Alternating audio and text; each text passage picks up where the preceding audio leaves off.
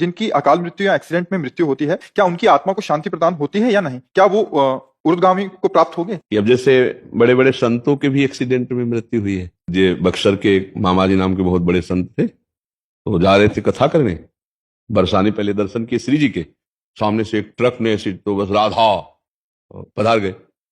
तो अब इनकी कोई आत्मा को अशांति थोड़ी है, तो भगवान के पार्षद है, भगवान में गए, समझ गए। अब जो पापाचरण कर रहा है तो शरीर छूटने के बाद उसको वैसी गति मिलेगी।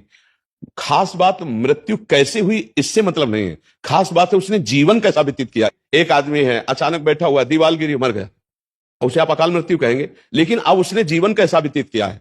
अगर जीवन भजन में व्यतीत किया तो भगवान को प्राप्त होगा, और जीवन गंदा व्यतीत किया है तो उसके गंदे आचरणों के कारण उसका जीवन का परिणाम।